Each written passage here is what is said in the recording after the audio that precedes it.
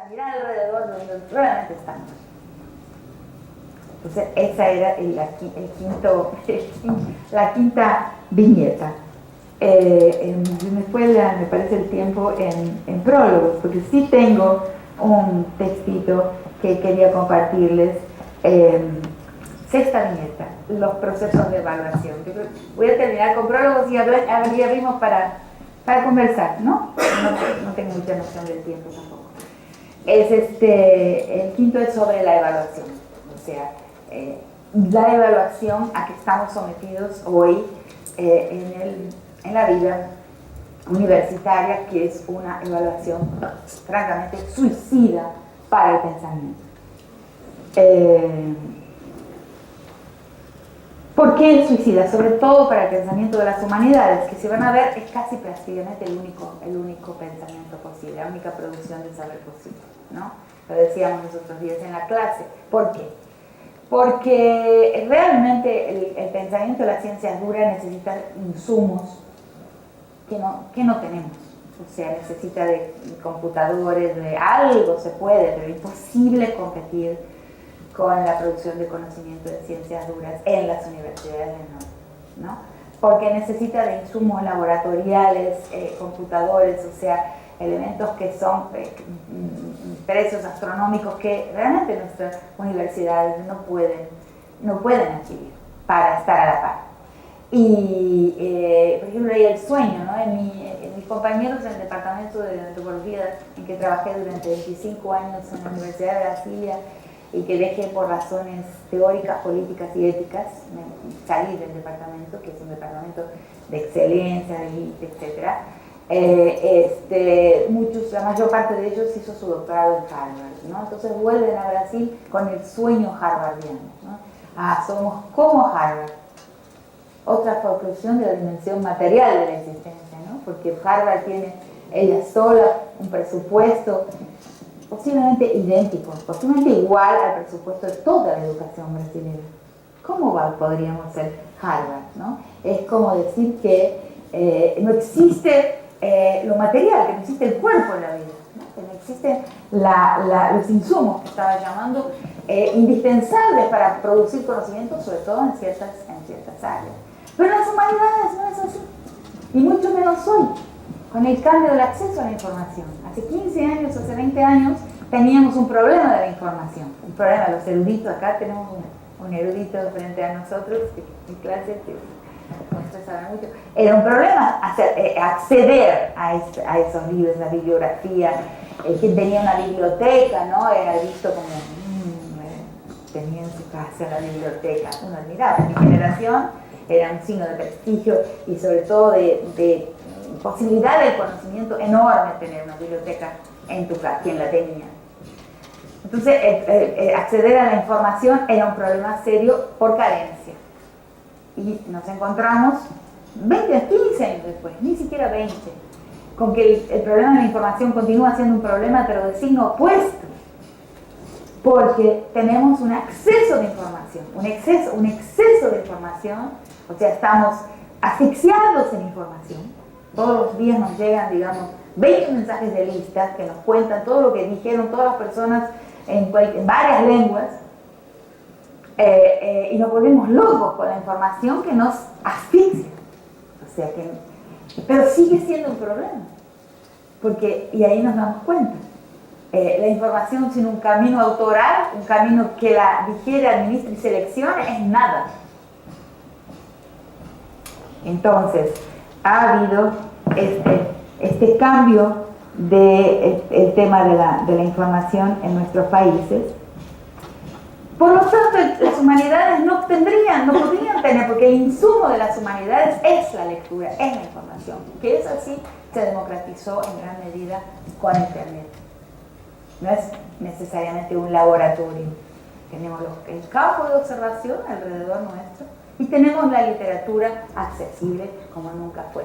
¿Y por qué en las humanidades no damos el salto de producir categorías teóricas que atraviesen el mundo, que atraviesen la gran frontera, la permanente gran frontera del mundo, que es la frontera norte-sur, la gran frontera? ¿Por qué no podemos atravesarla del sur hacia el norte con categorías formuladas desde aquí, es rarísimo que eso suceda, prácticamente no existe. Somos consumidores de teoría, así somos vistos, y hay una división mundial del trabajo intelectual, que el acceso a la información no transformó, no consiguió modificar. Esa es una gran pregunta para la universidad, la manera en que formamos a nuestros estudiantes, desautorizándolos haciendo que abdiquen de soñar con que serán autores, con que serán pensadores. Muchos sí, algunos serán narradores de ficción, pero no formuladores de grandes categorías que reformaten la mirada del mundo. Porque ¿qué es una categoría teórica? Una categoría teórica es una categoría capaz de hacer con que el mundo vea, reacomode, cambio de paradigma. Y el cambio de paradigma es central en la reorientación de la historia. Ese poder de nosotros formatar la lectura del mundo, que es el máximo poder. O sea, reorientar la historia en otra dirección gracias a la formulación de categorías que hagan ver la estructura, la relación entre los objetos del mundo de otra forma. Nosotros no tenemos la capacidad de formularlo, a pesar de que hoy no es el mismo problema que las ciencias duras, como les digo, porque necesitamos lo que necesitamos para eso, solamente información en las humanidades, pero aún así las humanidades no caminan. Son copycats, son fichadores de textos, archivos de conocimiento, pero no hay un camino autoral en nuestros países para el pensamiento en el campo de las humanidades. Esa es la lucha. Y las formas de evaluación vienen a bloquear más todavía ese camino, por varias razones. ¿Qué son? Digo, el conocimiento de causa porque cuando cambia en Brasil el sistema evaluativo, que en Argentina sucedió un poco después, fue en 1998 que viene la evaluación como la CONEAU hace aquí, totalmente cuantitativa, productivista, y yo fui evaluadora, fui parte del comité evaluador de antropología ese año, donde se impusieron los índices. Y en ese momento, en 1998, salgo de ahí espantada. Y espantada por dos razones. Una, por cómo iba a ser a partir de ese momento la evaluación, y la otra, por la docilidad del medio académico frente a eso. Todo el mundo agachó la cabeza y dijo, sí, vamos a, antes de pensar lo que queremos decir, por ludicidad, por creatividad, por pasión, vamos a pensar en qué revista tenemos que publicar para que nuestro programa sea bien evaluado y escribir lo que esa revista publicaría. Es un suicidio para el intelecto. Es mejor irse a trabajar a un banco y en el horario de ocio, o sea, de las 6 de la tarde, cuando se sale ahí dedicarse a pensar. Porque es la universidad justo el lugar que no lo permite. Porque antes de pensar lo que queremos o de intentar responder las preguntas que nos acompañan desde que somos niños, tenemos que abdicar a ellas y pensar en qué revista conviene publicar para ganar una buena evaluación como investigadores y como programas. Entonces pensar para esa revista. Además, siendo esa revista una total ficción, ¿no? La evaluación de pares es una ficción. Va a depender de a quién cito. Si están ausentes determinados autores de mi cita, no se ve bien evaluado esa revista. Es un sistema de validación del norte. Y todo el mundo lo acató de cabeza baja y dijo, bueno, esa es la forma de ser universitario. Vamos a ser universitarios. Por favor, deberíamos aplicar el mismo rigor que aplicamos a nuestros alumnos, deberíamos aplicar ese mismo rigor arriba a los evaluadores. Pero somos parte de un sistema de autoridad que no es un sistema de autoridad realmente, es un sistema de autoritarismo, que son dos cosas totalmente diferentes. Entonces, ¿qué hace este sistema de evaluación? En Brasil, en 98 se inaugura una lista jerarquizada de periódicos, revistas, y los libros ni se consideran, ustedes lo saben, el libro está fuera. que se llama Qualis, no sé cómo se llama en Argentina, pero debe haber algo muy equivalente, donde entonces va a clasificar los periódicos científicos en grados de internacionalización. El parámetro central ahí está en la capacidad de ser internacional. ¿Qué quiere decir internacional? No quiere decir realmente internacional. Si me publican en Bolivia, no es realmente internacional. Internacional quiere decir validado por el norte, porque es el norte que internacionaliza. O sea, el gran mercado comprador y distribuidor de ideas es el norte. O sea, cuando Derrida fue a ser leído en el norte y distribuido, ahí se volvió Derrida. Cuando Foucault fue leído por el norte y distribuido por el norte, ahí fue Foucault. O sea, ser comprado y revendido, redistribuido por el norte. Eso es ser francamente, abiertamente internacionalizado. Entonces es una trampa mortal para nosotros. Entonces se elabora, hay que mirar el Qualis todos los años para ver, porque las revistas incluso cambian de posición ahí, cuál es la revista. Y hay que ver cómo se escribe dentro de esa revista, qué es lo que esa revista publica, cuáles son sus temas, cuál es el formato, la tecnología del texto que a ella le interesa, y modelarse así para ver si se entra ahí, se mete un gol. Entonces, ¿cuál es el problema de esto? El primer problema entonces es el productivismo de la evaluación. La evaluación abandona las verdaderas consideraciones del contenido de lo que hacemos, de las tesis de nuestros estudiantes, de los artículos que escribimos. El contenido es secundario, se secundariza con relación a cantidad en el tiempo y existencia dentro de las revistas privilegiadas, bien evaluadas por el Qualis. ¿A qué lleva esto? Lleva a que nosotros aprendamos a mirarnos, es la misma estructura realmente edípica, a mirarnos a partir del ojo del norte. Cómo tenemos que aprender muy bien cómo el norte mira el mundo en términos académicos, para poder adaptarnos a la mirada de ese ojo y ser absorbidos positivamente por ese ojo. Es la ley del padre. Tercero, lleva a la ficción de que existe algún tipo de reciprocidad.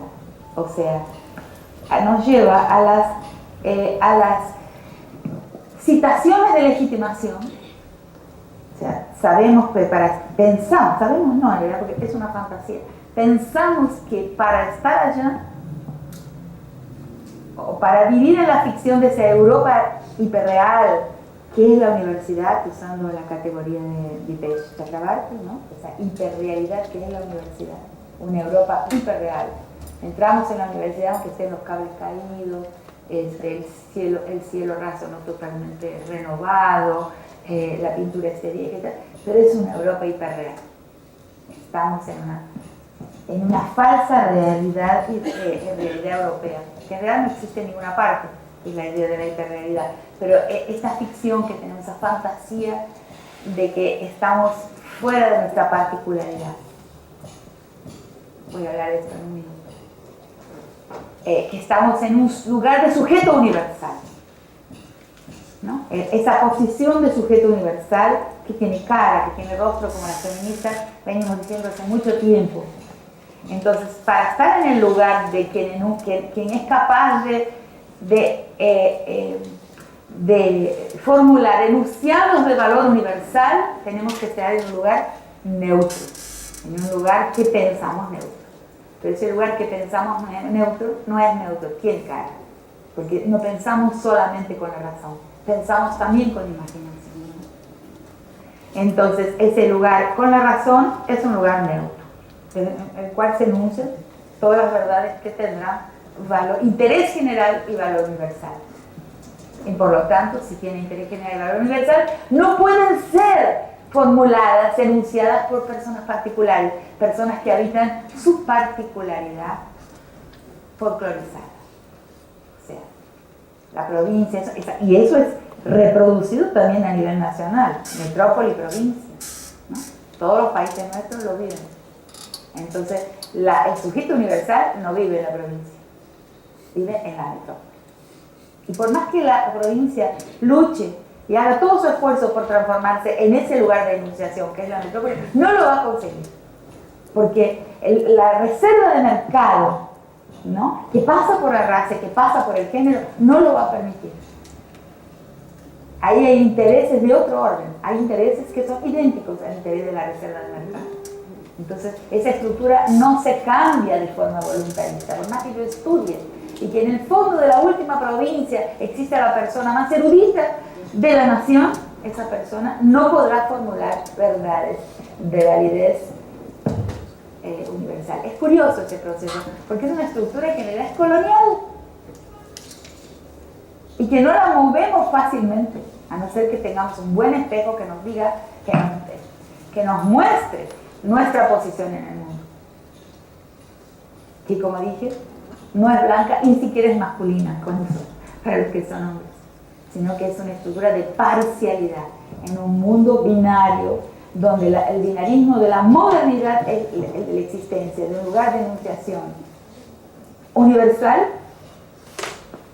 y particularidades, ¿cierto?, que son funciones del uno, que no son realmente otro, que no son ontológicamente completas, que están desprovistas de politicidad, son márgenes, residuos con relación al centro, que este es el lugar de enunciación, la esfera pública, la metrópoli.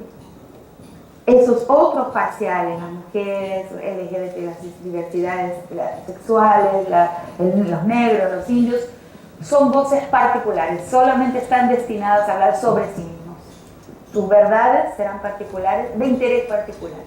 Esa estructuración del mundo colonial entre lugares de enunciaciones de valor universal y lugares de enunciaciones de particulares, de interés particular, de minorías, las mujeres.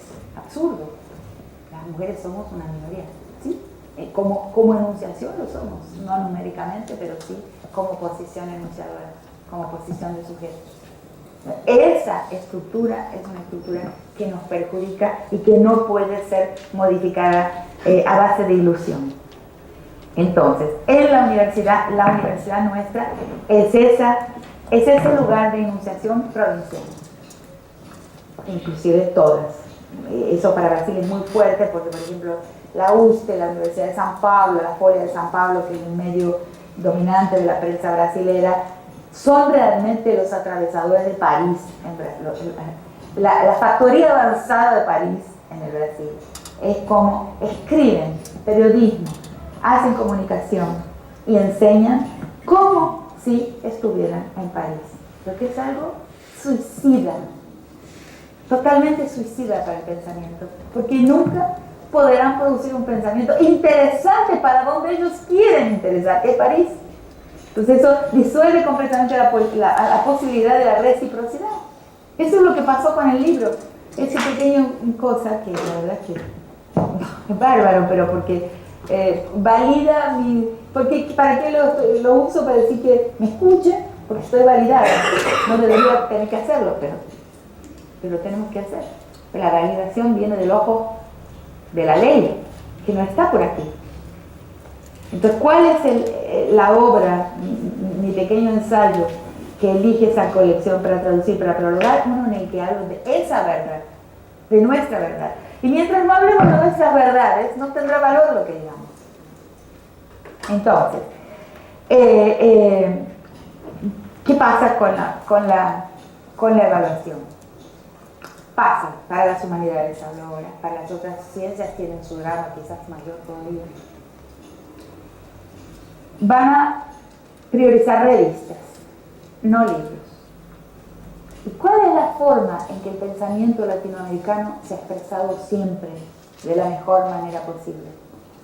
El ensayo, el libro, no el artículo formatado por las tecnologías de redacción de artículos de las revistas en el norte. Es el ensayo.